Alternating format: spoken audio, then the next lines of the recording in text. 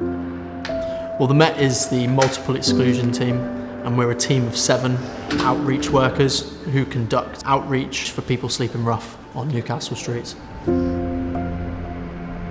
So we have a team of 2 that go around first thing in the morning.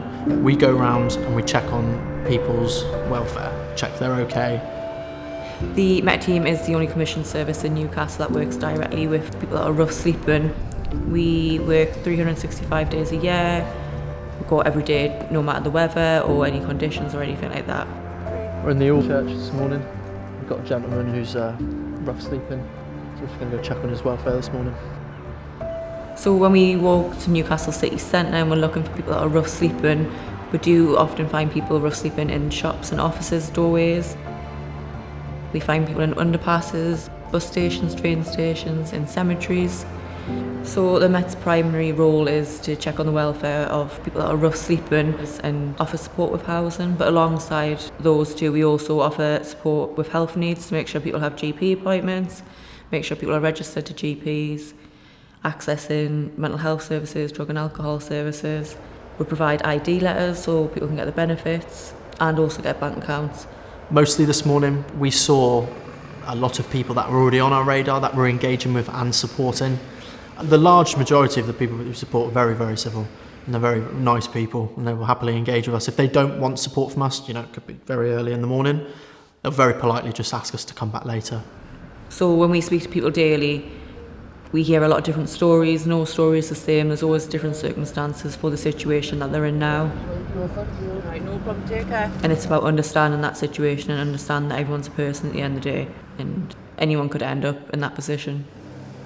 Well, this morning we did have an incident where a couple who we support that rough sleep, she was very concerned about her partner. There was a lady that was concerned that her partner may have committed suicide, so she was really concerned about that. We tried contacting him, we've informed the police to see if they'd seen him.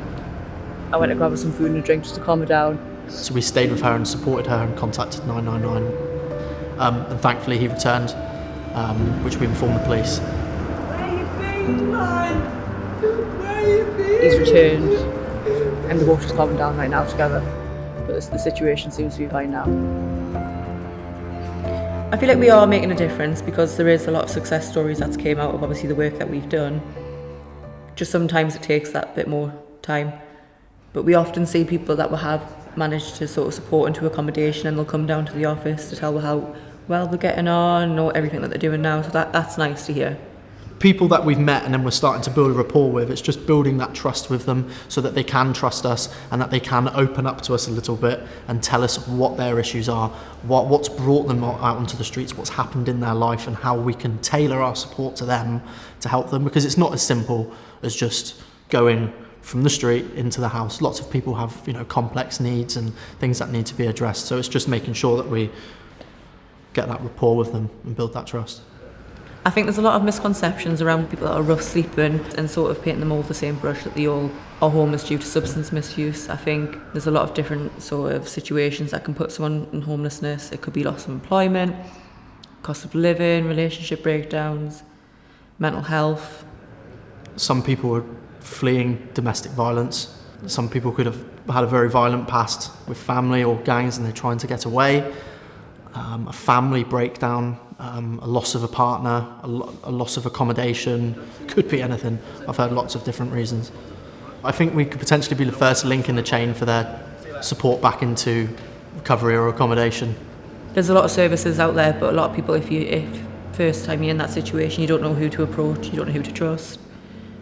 And I just think obviously if we go around every morning, they get used to it and then they kind of understand who we are, and if they overhear conversations of other people that are rough sleeping, then they realise that eventually they can trust when we are there to support them. So sometimes we get alerts that come through via street link through the general public. The council who commission us will then pass that information on to us and we'll action an alert. So let's just say somebody's rough sleeping, we check that place 3 times. We have a board downstairs with multiple locations for where people have been seen rough sleeping that the community have put in, and we will go and visit them. So it's coming to Christmas, people are kind and they do gift donations towards people that are sleeping rough, but it is obviously important to highlight that The Met team go out all year and we find people sleeping rough 365 days a year.